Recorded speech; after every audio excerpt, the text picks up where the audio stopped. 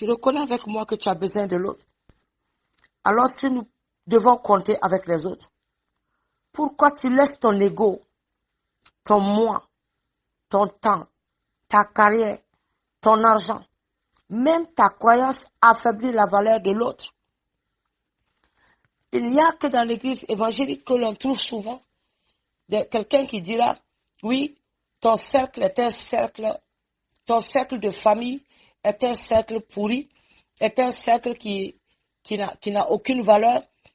Tout, lorsque tu iras chez ton pasteur et que le pasteur te dira que ton cercle de famille est un cercle pourri, fuis-le, parce que la famille a une importance aux yeux de Dieu. Et nous avons besoin de l'autre. Nous avons besoin de l'autre. Tu iras, on te dira que ton père et ta mère sont des sorciers. Ce sont des bons sorciers. Si tu as pu finir tes études sous le toit de ces parents sorciers qui ont payé tes études, alors ce sont des bons sorciers. Ne laisse personne t'éloigner de l'autre. Personne t'éloigner de l'autre. Même pas ton ego. C'est de la bêtise que de te laisser éloigner de l'autre. Pourquoi tu vas laisser ton argent? Tu vas laisser ta croyance affaiblir la valeur de l'autre. L'autre a tellement de valeur que le Seigneur a dit, aime ton prochain comme toi-même. Alors je viens te dire une chose, toute ta vie dépend de l'autre. Et si toute ta vie dépend de l'autre, alors le moment est venu de simplifier, de réajuster, de modifier notre vie pour nous aimer les uns les autres et vivre en paix avec d'autres. Car à un moment ou un autre, nous aurons besoin de l'autre. Nous aurons besoin de l'autre. On ne peut pas vivre sans l'autre. L'autre, même si tu trouves que la personne est un mal pour toi, je vais te dire que l'autre est un mal nécessaire. Parce que la réflexion que je viens de te donner de l'autre, tu comprends que l'autre est fait pour ta destinée. L'autre est fait pour t'amener à ton prochain niveau. Qui que tu sois, d'où que tu viennes, tu ne peux pas vivre isolé. C'est la nature même de l'homme comme ça. On ne peut pas vivre isolé. Seul, quelle que soit ta force, ta richesse, ton pouvoir, tu auras besoin de quelqu'un un jour. La preuve est que, avec toute notre richesse, nous avons besoin d'aide dans notre maison pour nous aider à nettoyer, nous aider à faire ceci. Alors si ton argent pouvait nettoyer et faire tout, alors nettoie avec ton argent. La solitude souvent, ce n'est pas une absence de personne, mais un échec en matière de relation. Faisons attention à l'autre.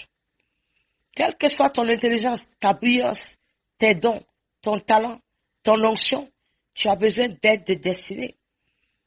Tu as besoin d'aide pour la providence divine. Dieu a positionné des gens pour nous aider. Alors le problème, il faut les reconnaître. Il faut reconnaître telle personne doit être mon aide de destinée. Parce que si tu n'as pas reconnu ton aide de destinée et que ton aide de destinée est passée, je vais te dire, ta vie deviendra très difficile. Alors il faut reconnaître les aides. Il faut les accepter. Ça c'est autre chose. Les reconnaître, les accepter, c'est autre chose. Beaucoup se sont éloignés de leur aide. C'est pour ça. Beaucoup sont là. Ils ne savent pas quoi faire. Ils se sont éloignés de leur aide à cause de leur caractère. La personne qui devait pouvoir t'aider, la personne qui devait pouvoir te soutenir, tu t'es juste éloigné de la personne. Beaucoup de leurs aides sont passées à côté d'eux. Comme ils n'ont aucun respect, ils ne savent pas respecter l'autre, ils ne savent pas respecter la nature humaine, ils ont mis leur ego devant, ils n'ont pas pu reconnaître la valeur de l'autre. Je prie que le Seigneur se lève dans sa grâce et dans sa miséricorde et que ton aide de destinée ne passe pas à côté de toi. Au nom glorieux de Jésus. Regarde, ton aide c'est qui? Qui est ton aide? Si tu sais reconnaître ton aide, alors de grandes choses arriveront dans ta vie et les gens ne comprendront pas.